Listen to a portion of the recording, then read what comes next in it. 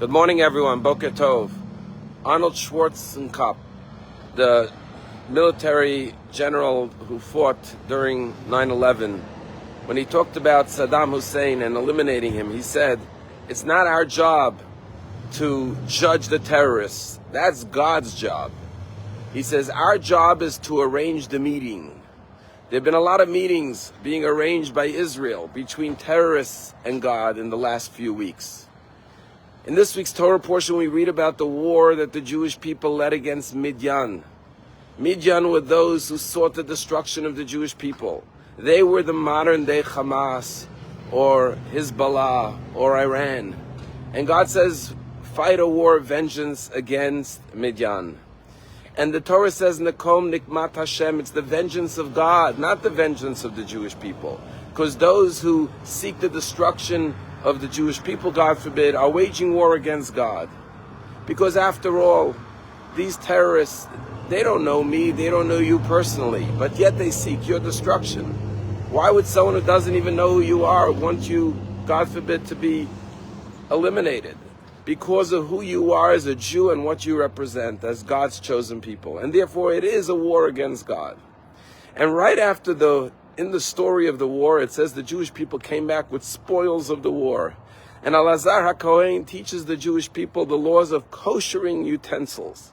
And all the laws of kashrut, how to kosher non-kosher utensils, to make them fit for use, are derived in this week's Torah portion. And the question is, what is the laws of kosher? Why is it taught to us in the middle of the war of Midian? After all, this is not the first time the Jews brought back non-kosher spoils from wars that they won. And the answer perhaps is very fundamental, because you see the war against evil is a form of koshering utensils. What is the method of koshering utensils? You have to purge the vessels of the uncleanliness, the impurity, the substances that got attached to the vessel. There's a term in Jewish law, kibolo kach poto. The same method in which it was absorbed is the way it is spit out.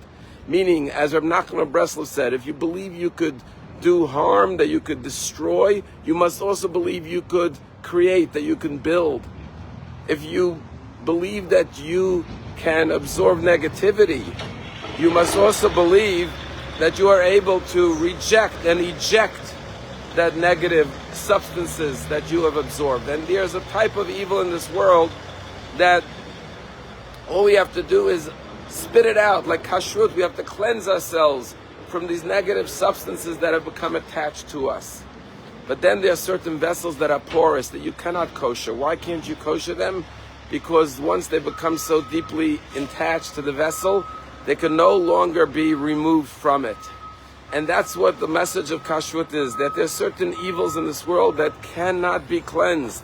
Certain evil people are beyond repair, beyond hope. And therefore the only solution is to eliminate them, to assassinate them, to kill them, to destroy them. And that's the message of the Jewish people as they went to fight Midian, that this is a vengeance of God in this world, to eliminate certain evil from the world so the world can be a better place. We have watched the hand of God, where we've seen 3 successful assassinations and eliminations by the IDF. First, the head of the military wing of Hamas in Gaza, DF. Then yesterday we had, in one day, 2 assassinations. The Hezbollah military chief, Shakur, and then Henia, the head of the Hamas military wing. And the 3 arch evil enemies of the Jewish people, their top leaders were killed by Israel. And here, an attempted assassination against President Trump from a few hundred feet away failed by the turn of a head, nicked the ear of the former president, and his life was saved. A miracle to turn his head at that precise moment. And then, while a shooter fails from a few hundred feet away, Israel, from 1,000 miles away, goes to Tehran and kills the head of Hamas, the head of Hezbollah, the head of the military wing of Hamas in Gaza.